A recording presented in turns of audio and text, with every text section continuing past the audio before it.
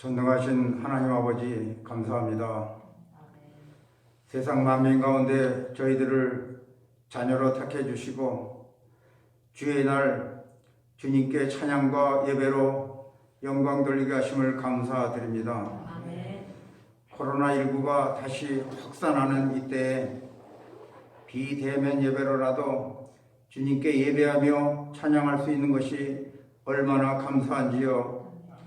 한치 앞을 내다볼 수 없는 현실이지만 주님이 지키시고 보호하시며 마음의 평안과 기쁨이 있게 하심도 감사합니다. 세상 끝날까지 함께 하신다는 임마누엘의 약속을 믿으며 한 사람도 나가지 아니하고 저 천국에 이르는 성도들이 되게 하옵소서. 주님, 먼저 회개하며 나아갑니다. 하나님보다 더 사랑하며 내 마음속에 품고 있었던 것들 이 시간 다 내려놓고 용서를 구합니다. 하나님 사랑, 이웃 사랑을 실천하지 못했습니다. 하나님 나라와 그 의를 구하는데 소홀했습니다. 주님, 저희를 불쌍히 여겨 주시옵소서. 주님의 보혈로 깨끗이 씻어 주시옵소서. 주님, 전염병으로 세상은 사람을 점점 더 멀리하는 이때에 하나님을 더 가까이 하는 우리 모두가 되기를 소원합니다. 성경 읽기, 기도하기, 이 운동을 전 성도들이 참여해서 하나님을 더 알고 말씀으로 충만해져서 우리 모두가 사탄마귀 틈타지 못하게 하옵소서. 오직 믿음, 오직 예수, 오직 말씀으로 푯대를 향해 달려갈 길 달려가는 경주자가 되게 하옵소서. 조국 대한민국을 위해서 기도합니다. 코로나 전국에서 하루빨리 벗어나게 하옵소서. 정부의 방역 지침을 잘 따르게 하시고 백성들이 힘을 합하여 그 고통을 감내하며 가장 먼저 코로나에서 벗어나는 청정국이 되게 하옵소서. 모든 것이 하나님의 주권하에 있음을 알게 하시고 통치자와 백성들이 하나님을 경외하는 나라가 되게 하옵소서. 우리의 치료자 되신 주님, 강성원 목사님의 평안을 어서 치료하여 주시옵소서. 온 성도들이 눈물로 기도합니다. 어서 일으켜 주시옵소서. 그래서 온 성도들이 하나님을 만나는 큰 체험이 되게 하옵소서. 죽은 자도 살리시는 하나님의 능력을 보여주시옵소서. 주님의 옷자락을 꼭 잡고 아멘 할렐루야 하나님께 영광을 돌리게 하옵소서. 인자하심이 영원하신 주님, 이승기 목사님이 오늘도 말씀을 전하십니다. 듣는 저희들 이 세대를 본받지 않게 하시고 마음이 변화되어 우리를 새롭게 하여 주옵소서. 건강의 문제, 가정의 문제, 사업의 문제, 직장의 문제 있습니까? 주님의 능력을 의지하여 고침받게 하옵소서. 성탄의 달을 맞이하여 다시 오실 예수님을 간절히 기다리며 평화의 왕으로 오신 예수님의 이름으로 기도드립니다. 아멘. 하나님의 은혜와 영광이 저와 여러분에게 오늘도 가득하길 바랍니다. 아멘. 오늘 말씀은 자칫하면 소홀히 그냥 읽고 지나가기 쉬운 말씀인데요. 그런데 오늘 말씀에는 주의 길을 예비하는 사람들, 특별히 신약 성서를 절반 이상 기록한 사도 바울이 어떤 마음과 삶의 태도를 가지고 삶을 살아가는가에 대해 잘 설명을 하고 있습니다. 지난주에 이어서 주의 길을 예비하는 그 사도 요한의 고백이, 세례 요한의 고백이 이제 삶의 자리에서 구체적으로 어떤 모습으로 나타나는가 사도 바울의 고백을 통해 함께 하나님의 은혜를 나누려고 합니다. 복음을 경험한 바울은 어떠한 삶의 태도를 가지고 살아갔는가? 8절 말씀을 먼저 한번 같이 읽어보겠습니다. 8절 읽겠습니다. 먼저 내가 예수 그리스도로 말미암아 너희 모든 사람에 관하여 내 하나님께 감사하며 너희 믿음이 온 세상에 전파됨이로다. 예수님으로 인해서 삶이 변화된 사도 바울이 가졌던 마음은 그 마음에 가장 먼저 감사함이 가득하다라고 고백하고 있습니다.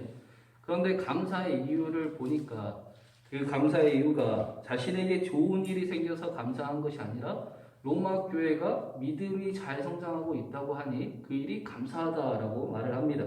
로마 교회가 잘 되고 있으니 잘 돌아가고 있다는 소식에 바울이 기쁘고 감사하다는 겁니다.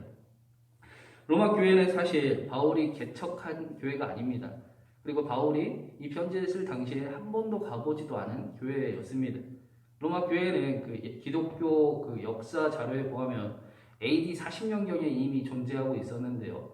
학자들은 이 교회가 어떻게 세워졌는가, 그 오순절 다락방 사건 때 그곳에 로마인들이 있었고 그 로마인들과 또 예루살렘에 큰 박해가 있을 때 그곳을 떠나서 로마에 갔던 유대인들에 의해 교회가 생겨나게 됐을 것이다 라고 이야기를 합니다.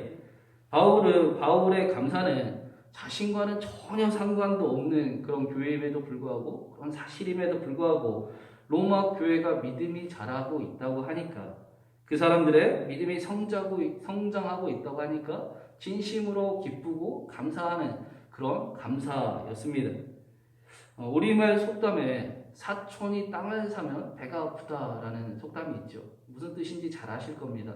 다른 사람이 뭔가 잘 되는 일이 있으면 질투하는 마음이 들고 시기하는 마음이 든다라는 사전적인 의미를 가지고 있는데요. 보통 사람들은 다른 사람이 잘 되는 꼴을 보면 배가 아파합니다.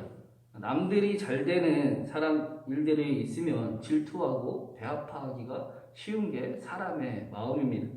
그런데 오늘 바울은 예수 그리스도의 십자가를 통해 하나님을 만나니 다른 사람의 기쁜 소식이 자신에게 감사함이 되더라 라고 고백을 이야기하고 있습니다.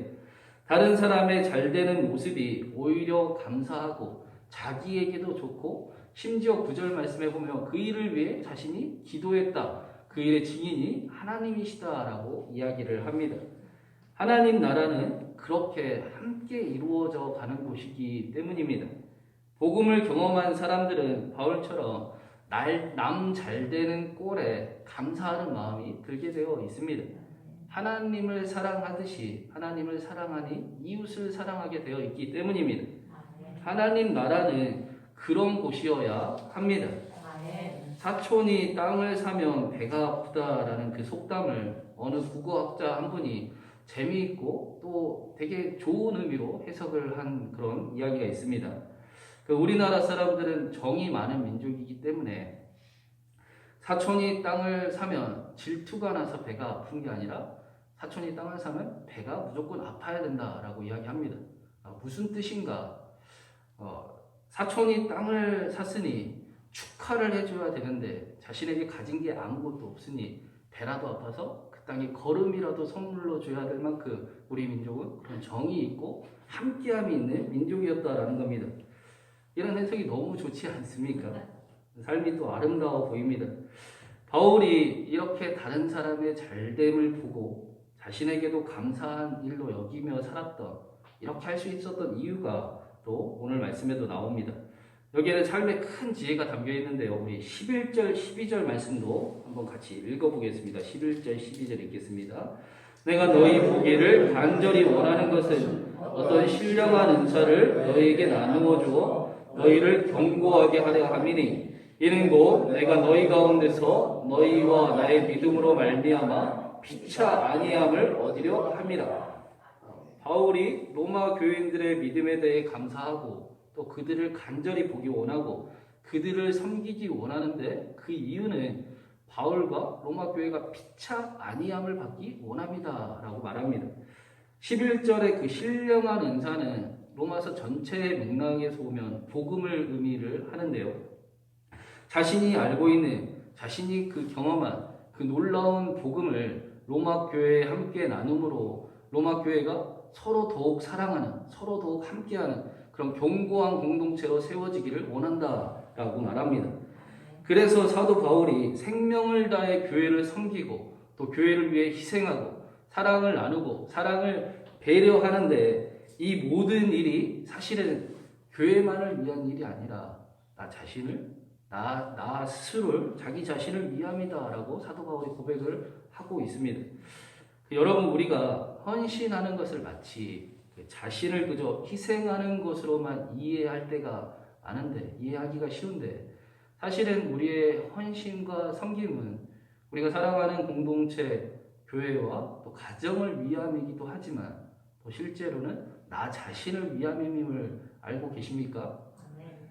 미국의 그 캘리포니아 대학 심리학 연구팀이 설문조사를 했는데 이런 질문을 했다고 합니다. 인생 최고의 순간과 최악의 순간은 언제였습니까? 그랬더니 최고의 순간 1위는 누군가와의 멋진 만남이나 사랑했던 기억이 최고의 순간이었고, 최악의 순간 1위는 사랑하는 사람과의 이별이나 또 다른 사람과의 그 관계에서 얻은 상처나 또 관계의 문제였습니다. 최고의 순간, 최악의 순간 모두가 다른 사람과 연결되어 감정이 나타났다라는 것입니다. 그 사람 때문에 웃고 사람 때문에 우는 것이 우리의 인생이고 삶입니다. 그래서 우리가 잘 되면 나도 좋게 되어 있고 나도 잘 되게 되어 있습니다. 그 개미에 있지 않습니까? 개미, 그 땅을 기어다니는 개미에게 위가 두 개가 있습니다. 이야기 들어보셨습니까? 하나는 자기가 먹은 음식을 소화하는 그 위고, 다른 하나의 위는 사회위라고 부르는데, 이 사회위는 언제 쓰는 거냐면 다른 동료 개미가 아무것도 먹지 못해 배고파하고 있을 때 그 사회위에서 먹을 것을 꺼내 다른 동료 개미에게 나누어 준다고 합니다. 하나님은 그렇게 함께 살게끔 만들어 놓으셨습니다. 그래서 그 정용종 시인이라는 분이 계시는데요. 그 비스듬이라는 시에서 이분이 그 한국의 1970년대를 대표하는 시인이자 문학가이신데 이런 글을 이야기를 남기셨습니다. 생명은 그래요. 어디 기대지 않으면 살아갈 수 있나요? 공기에 기대고 서 있는 나무를 보세요. 나무도 공기에 기대어 살아간다라고 이야기합니다. 세상에 어디 서로에게 기대지 않고 혼자 살아갈 수 있는 인생이 있겠습니까? 혼자 살아갈 수 있는 인생은 없습니다. 그래서 우리가 잘 되면 나도 잘 되게 되어 있는 것입니다. 사도 바울은 원래 자신과 생각이 다른 사람을 미워하고 잡아 죽이는 사람이었습니다. 그런데 복음이 예수 그리스도께서 그를 완전히 바꿔 놓으셨습니다. 바울은 자신을 바꿔 놓은 복음을 이렇게 설명을 합니다. 읽지는 않았지만 로마서 1장 2절 말씀인데요. 이 복음은 하나님이 선지자들을 통해 그의 아들에 관하여 성경에 미리 약속하신 것이라. 복음은 그 1세기의 어떤 똑똑한 사람들에 의해 만들어진 이야기가 아니라 하나님께서 미리 선지자들을 통해 하신 말씀이라, 약속이라는 것입니다. 하나님께서 내가 반드시 너희를 회복시킬 것이다. 너희는 나를 잃어버렸지만 나는 너희를 절대로 잃어버리지 않을 것이다. 나는 여전히 너희를 사랑하고 너희는 그 사실조차 알지 못하지만 내가 너희에게 알게 할 것이고 내가 너희를 사랑하고 이루게 할 것이다. 그런 구약의 약속의 이루심이, 그 복음은 구약의 예언의 성취를 말씀을 합니다. 그래서 복음 안에는 하나님의 간절함과 하나님의 열심과 하나님의 놀라우신 사랑이 담겨 있는 것입니다. 더 나아가 복음은 2절 말씀에 보시면 그 아들에 관한 것이다 라고 말씀을 합니다. 구약의 하나님의 약속이 예수 그리스도로 인해 이루어졌다는 것입니다. 그래서 복음은 반드시 예수님에 관한 것이어야 합니다. 예수 그리스도를 믿고 아는 것이 복음이다, 기쁜 소식이다 라고 말하는 이유가, 그것을 믿으면 우리가 잘 살고 그것을 믿으면 우리에게 좋은 일이 일어나고 형통한 삶이 나타나고 심지어 우리의 삶이 거듭남이 나타난다 라는 것이 복음의 핵심이 아니라, 복음의 핵심은 예수 그리스도 그분이 복음의 핵심입니다. 우리가 예수님의 십자가 앞에 있었던 그 로마의 백부장을 한 번 더 생각을 해보면 좋겠습니다. 십자가 처형을 집행하던 사람이었습니다. 십자가 처형을 집행하고 예수님이 죽으신 것을 확인한 다음에 그가 마가복음 15장 39절에서 이렇게 고백을 합니다. 이 사람은 진실로 하나님의 아들이었도다. 백부장이 어땠을까요? 하나님의 아들이 십자가에 달려 돌아가셨네. 왜 피하지 않으셨을까? 충분히 피하실 수 있었을 때 왜 피하지 않고 십자가에 달려 죽으셨을까? 이게 어찌된 일인가? 바울도 이와 같았습니다. 다메섹을 향해 예수님을 믿는 사람들을 잡으러 가고 있었어요. 그때 예수님이 찾아오십니다. 분명히 십자가에서 달려 죽으신 줄 알았던 예수님이 사람들의 말로만 소문으로만 듣던 부활하신 예수님이 자신을 찾아오셨습니다. 그래서 바울은 분명히 자신을 거절할 것을 알면서도 제자들이 자신들을 거부할 것을 알면서도 제자들을 향해 찾아갑니다. 그 이유가 무엇인지 알고 싶었기 때문입니다. 예수님이 분명히 죽음을 이기신 하나님의 아들이 분명한데 왜 십자가에 달려 돌아가셨는가? 바울은 제자들을 찾아갑니다. 바울은 또 구약에 능통한 사람이었습니다. 제자들의 증언과 예수님 안에서 구약을 다시 보니 퍼즐이 맞춰지듯이 하나씩 맞춰지기 시작합니다. 구약의 하나님의 약속이 예수 그리스도를 통해 하나가 되어가는 것을 경험하게 됩니다. 이사야서 53장 5절에 그가 찔림은 우리의 허물 때문이요 그가 상함은 우리의 죄악 때문이라. 그가 징계를 받음으로 우리가 평화를 누리고 그가 채찍에 맞음으로 우리는 나음을 받았도다. 십자가가 예수님의 십자가가 나를 위한 것이었구나. 제자들을 찾아가 예수님께서 하신 말씀을 들으면서 인자가 온 것은 섬김을 받으려 함이 아니라 도리어 섬기려 하고 자기 목숨을 많은 사람의 대속물로 주려 함이니라. 하나님께서 세상을 이처럼 사랑하사 독생자를 주셨으니 이는 저를 믿는 자마다 멸망치 않고 영생을 얻게 하려 하심이라. 그래서 사도 바울이 로마서 5장 8절에 우리가 아직 죄인 되었을 때 그리스도께서 우리를 위하여 죽으심으로 하나님께서 우리에 대한 자기의 사랑을 확증하셨습니다 라고 고백을 합니다. 예수 그리스도의 십자가를 통해 하나님이 자기를 얼마나 사랑하시는지, 하나님께서 자신과 얼마나 함께하길 간절히 원하시는지, 하나님께서 친히 치 뿌리는 자가 되셔서 자신이 그렇게 가시덤불 투성이고 돌덩이 투성이인 자신을 옥토로 만드시려고 얼마나 열심히셨는지, 심지어 이러한 일들조차 전혀 깨닫지 못하던 자신에게 친히 인간의 모습으로 찾아오셔서 내가 너를 사랑한다. 내가 너와 함께 할 것이다. 라고 말씀해 주시는 것을 알게 되었습니다.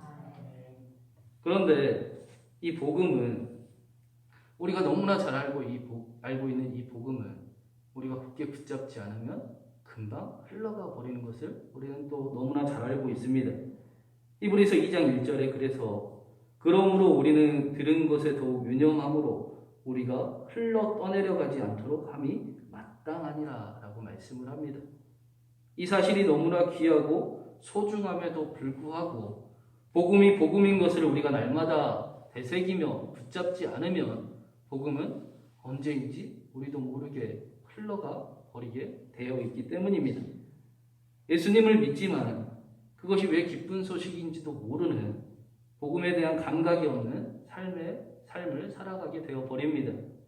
복음을 안다고 말은 할지 모르지만 그러나 복음의 능력은 삶에서 나타나지 않는 이중적이고 모순적인 삶을 살아가게 되어 버립니다. 세상에 비친 교회가 세상의 걱정이 되어서는 안 될 것입니다. 세상의 소금인 교회가 세상을 닮아가서는 안 됩니다. 사랑하는 여러분, 저는 저와 여러분이 복음을 날마다 붙잡고 되새기길 간절히 바랍니다. 그래서 사촌이 땅을 사면 배라도 아프길 바라는 것처럼 사도 바울처럼 다른 이의 잘됨이 나에게도 감사가 되고 다른 이의 아픔이 나의 아픔이 되는 그런 아름다운 삶을 살아가기를, 그곳에 복음의 능력이 나타나고 또한 그 복음으로 여러분의 아름다운 교회와 가정 공동체를 만들어 가시길 주님의 이름으로 축원드립니다.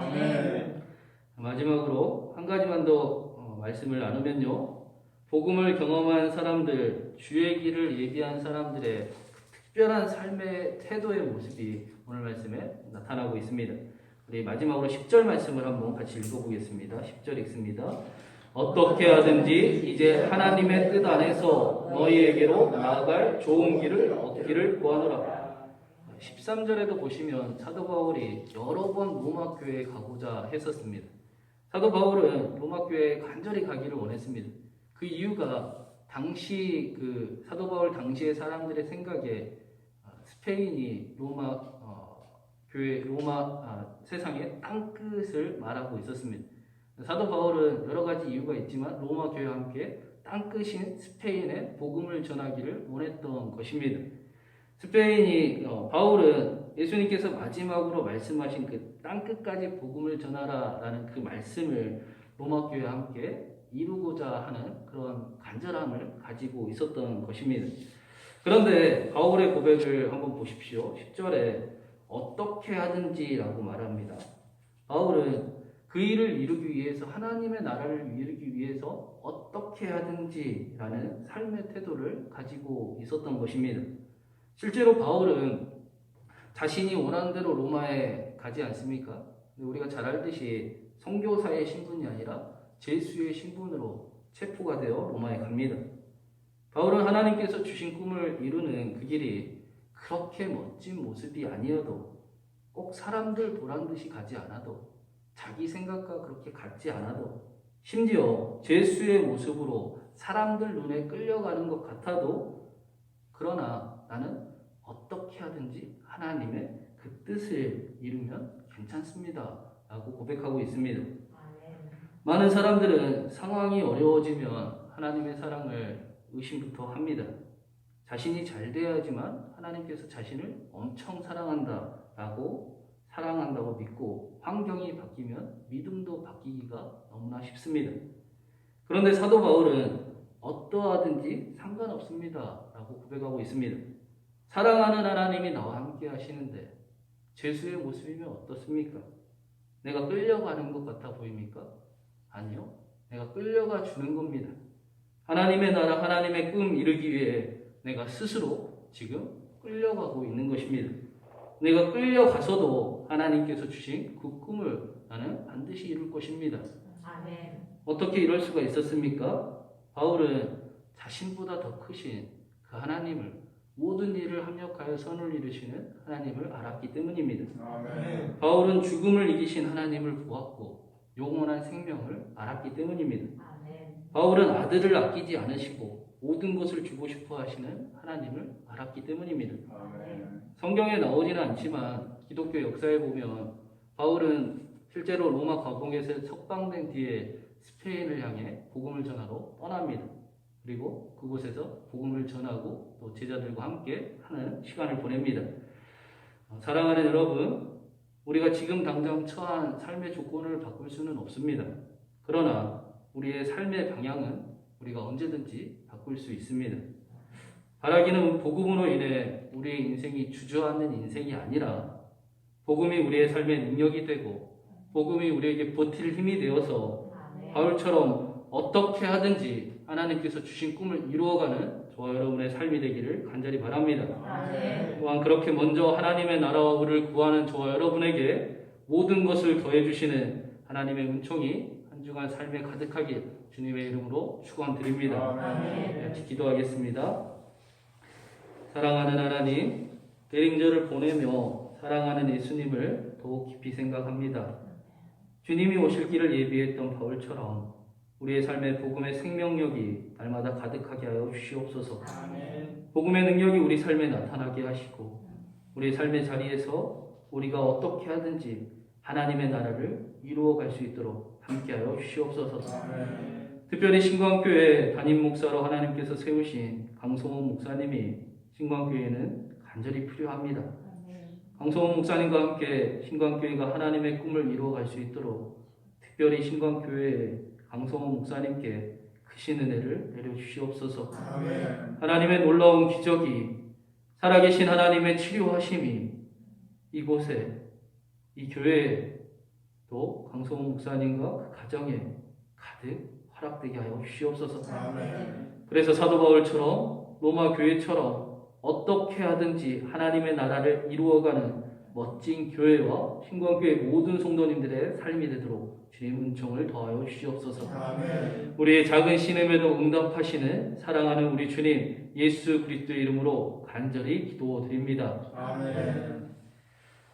이제는 우리 주 예수 그리스도의 놀라우신 은혜와 하나님 아버지의 크신 사랑하심과 성령 하나님의 함께 하시고 우리의 삶을 이끄시고 도우심이 주의 길을 예비하는 삶을 살아가기를 소망하는 복음의 생명력이 있기를 바라는 신관계의 모든 성도님들 머리 위에 그들의 삶의 자리와 그들의 기도와 가정 위에 사랑하는 신관교회 특별히 강성훈 목사님 가정과 강성훈 목사님 위에 이제부터 영원히 함께 하시기를 간절히 축원하옵나이다. 아멘.